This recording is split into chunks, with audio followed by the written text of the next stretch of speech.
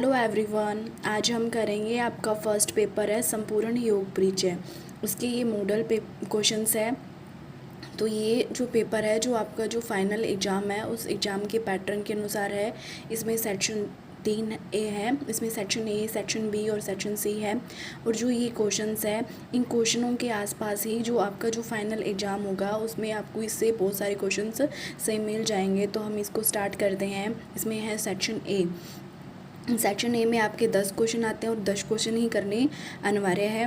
तो इसमें पहला क्वेश्चन है 5 यमों के नाम लिखिए। अपने अष्टांग योग में 8 अंग पढ़े थे, यम, नियम, आसन, प्राणायाम, प्रत्याहार, धारणा, ध्यान, समाधि। तो यम का अर्थ होता है संयम या अपने आप को अच्छे कार्यों की ओर अग्रसर करना। और यम के कितने भाग है? 5। पहला है अहिंसा, सत्य, अस्त्य, ब्रह्मचर्य, अपरिग्रह। अहिंसा का मतलब होता है हिंसा न करना, मन, कर्म, वचन किसी भी तरह से।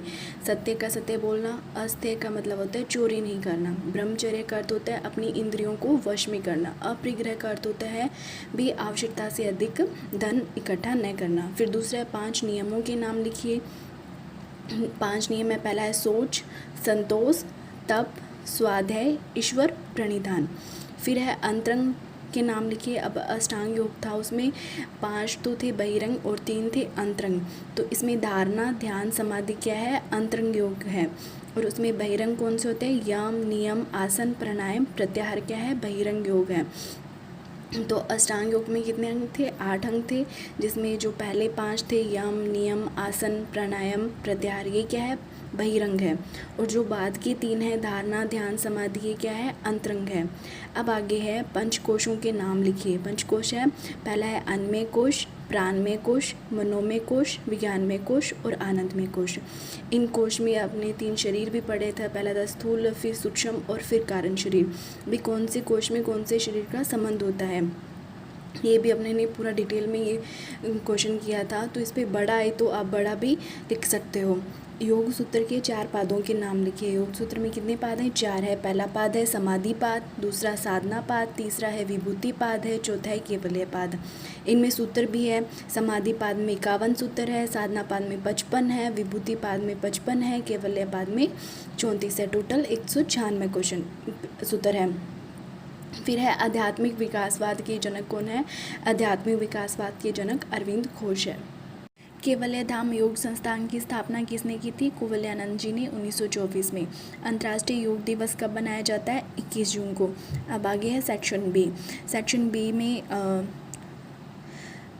किन्हीं 4 प्रश्नों के उत्तर देने हैं। पहला प्रश्न है इसमें योग का इतिहास अर्थ संक्षेप में वर्णन कीजिए। तो जो पहला पेपर था आपका संपूर्ण योग परिचय में, ये मैंने आपको कंप्लीट करवाया है।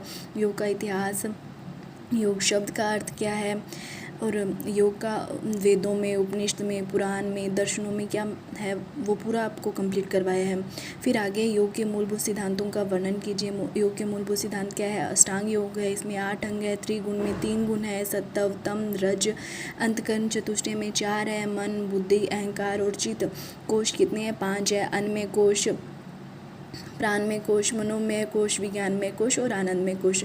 फिर है ज्ञान योग और भक्ति योग पर टिप्पणी। ज्ञान का ज्ञ धातु से मिलकर जिसका अर्थ है हमें ज्ञान होना, और भक्ति योग का अर्थ है भजना। ज्ञान योग के भी 2 भाग है, अंतरंग और बहिरंग। और भक्त के भी 4 प्रकार है, आर्त, अथार्थ, ज्ञानी और जिज्ञासु। फिर है प्रेक्षा ध्यान। प्रेक्षा ध्यान आता है जैन धर्म में। जैन धर्म के प्रथम कौन थे? ऋषभदेव जी। और 24 में अंतिम तीर्थंकर कौन थे? महावीर स्वामी जी। और उन्होंने ध्यान की विधि बताइए प्रेक्षा ध्यान। और प्रेक्षा ध्यान का क्या अर्थ होता है? सभी को दिखना, एकाग्रता, आत्म साक्षात्कार, या हम कह सकते हैं गहराई में जाकर सभी को खोजना ही क्या है? प्रेक्षा ध्यान है। फिर आगे ये जीवनी है। ये जीवनी का प्रमुख ग्रंथ है। योग सूत्र है जिसमें 4 पाद है, 195 सूत्र है। फिर है गुरु गोरखनाथ जी का परिचय, ये भी जीवनी की है। स्वामी शिवानंद जी का परिचय और उपदेशों का वर्णन, ये भी कंप्लीट किया है।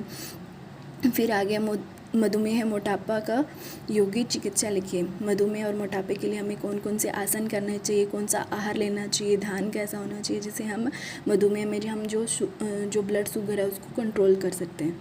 आगे आपका सेक्शन सी।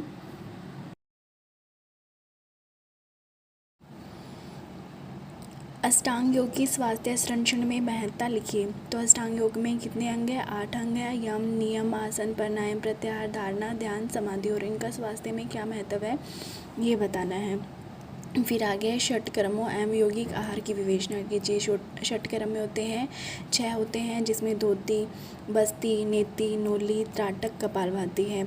षटकर्म हमारी शुद्धि क्रिया होती है। यौगिक आहार कैसा होना चाहिए? मिताहार होना चाहिए।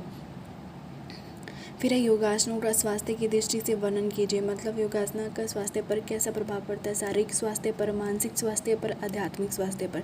शारीरिक स्वास्थ्य पर जैसे आसन करते हैं तो हमारी मांसपेशियां मजबूत होती है, शरीर में लचीलापन आता है और रक्त परिसंचरण में सुधार होता है। मानसिक स्वास्थ्य में होता है कि तनाव, चिंता कम होती है और एकाग्रता बढ़ती है। आगे है शैव, बौद्ध और जैन योग का परिचय लिखिए। अब जो योग दर्शन है, योग दर्शन में कुल कितने पाद है? 4 पाद है। पहला पाद है समाधि, दूसरा साधना पाद, तीसरा केवल्य पाद, चौथा विभूति पाद। तो पहले पाद में सूत्र है 51, दूसरे में 55, तीसरे में 55 और चौथे में 34 और टोटल कितने हैं? 195 सूत्र। तो ये आपका पहला जो पेपर था संपूर्ण योग परिचय कंप्लीट होता है। Thank you.